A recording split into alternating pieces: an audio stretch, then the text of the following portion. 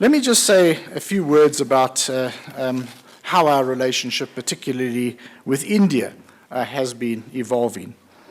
India now ranks as our 6th largest destination for exports, South Africa.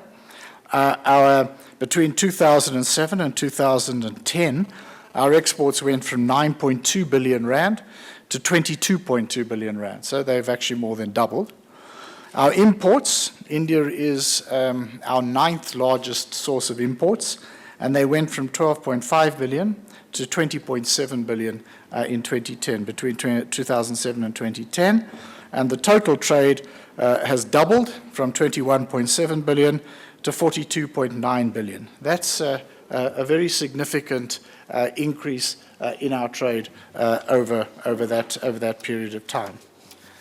India also is a very important investment partner. It ranks among our top 10 sources of investment. Investments estimated at over $6 billion US dollars to date.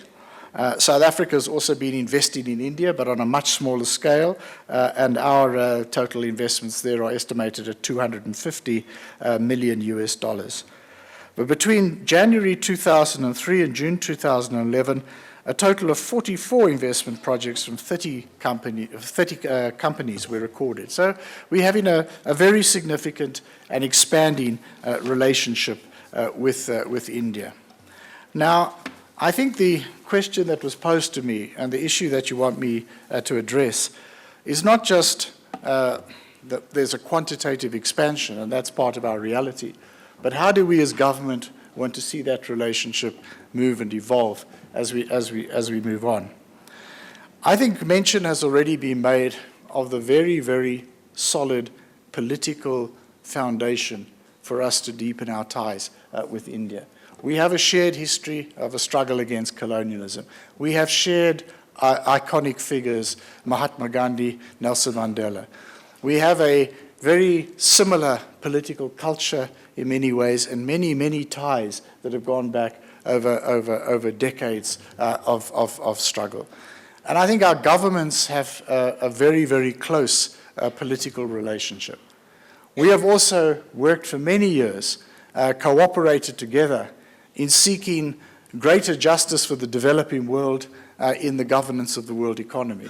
We've been working together for years on, for example, the World Trade Organization, in the quest for greater equity and representation of the developing countries in bodies like the IMF and so on. So we have a very solid basis of political cooperation. Now, how do we want to turn that around? Well, I think the first point I'd want to make is that I believe that South Africa, in fact, just to make the point, South Africa is rightly a member of the BRICS, and it's not just a matter of the size of the economy, it's a matter of where we are located strategically. South Africa is there as a significant emerging economy in its own right, but we're also there as part of the African continent, which after China and India is the next growth story in the world economy. That's the important point I think that we need to make.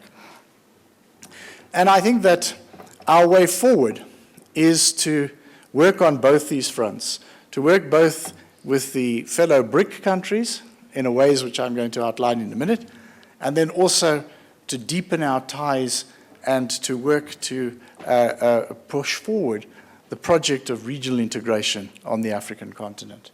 Let me refer to that one first, because I think that the African continent is now in a position, and I think it's a fortunate position, where there is now a diversity of trade and investment partners. No longer is the African continent confined in terms of its trade and investment partners to the old powers that we used to know in the past. We now have broader opportunities, particularly with the entry of fellow BRICS countries into the African continent. But one of the things that we have learned, I think, from the experience, among others, of India, is that India's growth was driven by its participation in the world economy, yes, by the reforms after 1991, yes, but also by the fact that it has a sizable domestic market, which is also a very significant part of its growth story. And when we look at analyses of Africa and Africa's potentials, they tell us that there are two factors which are driving growth. One is the minerals boom, and the other one is the growth of domestic markets. The problem is that as individual countries, we are just too small. A 50 million population of South Africa, I've said once or twice, when we sat with the BRICS, we were talking about the BRICS as a third of the world population. Well, we don't really add much more than a pimple to that, unfortunately. But as the African continent, we do start to crack the numbers. And I think it's in that context that something like the tripartite free trade agreement, which was launched a few weeks ago here in South Africa. The SADC, COMESA, and East African Community is a very, very major part of the positioning of Africa in the relationship, the new relationships in the world economy.